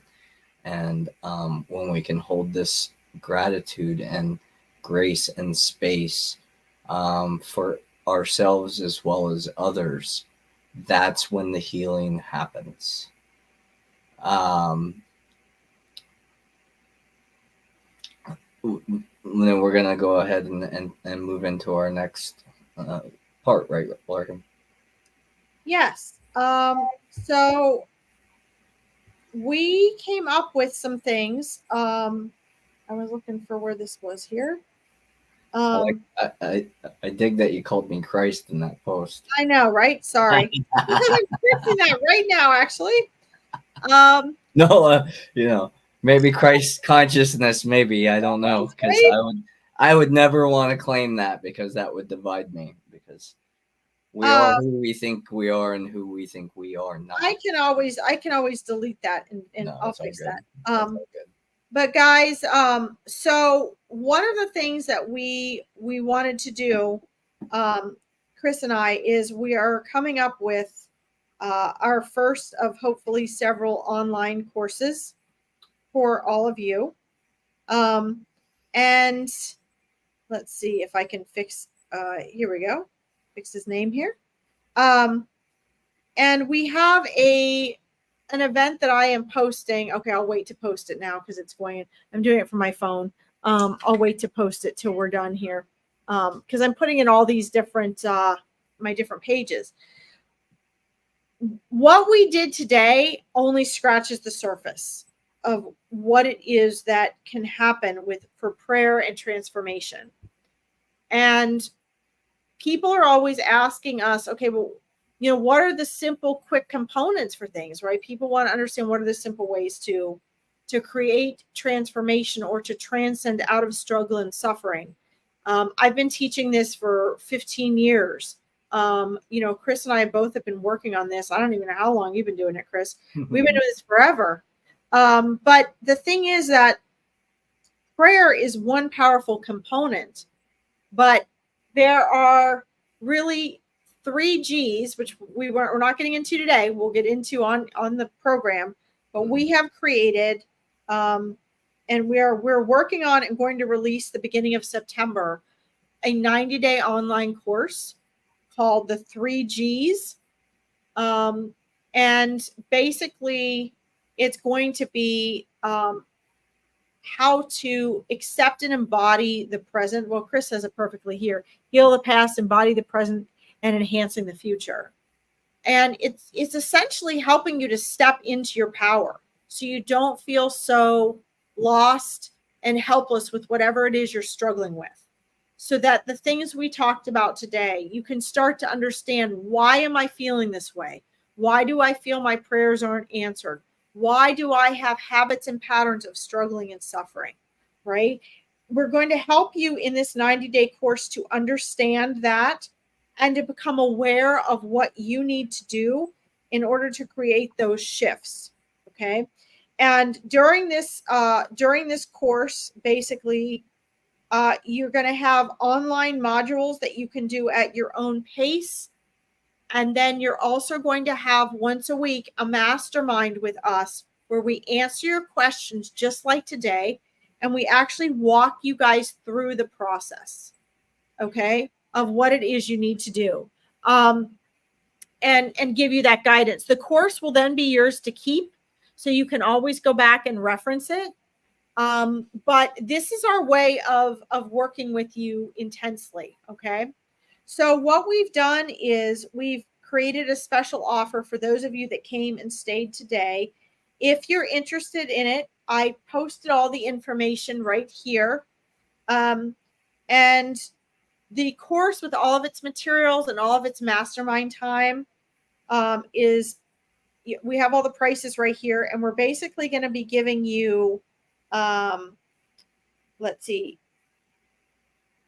I'm looking at what I wrote here. You basically get, am I adding this up right? Yeah, $300 off the course if you sign up in the next 48 hours for it.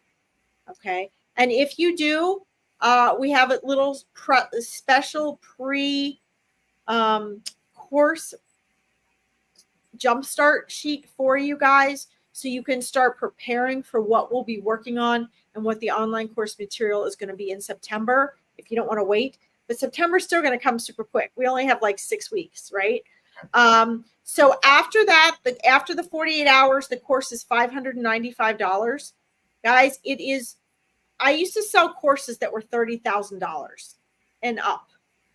This is a very inexpensive, by the time Chris and I split it and we pay our taxes on it and we pay everything else, we'll be lucky if we each make $50 off of each person for 90 days, to be honest.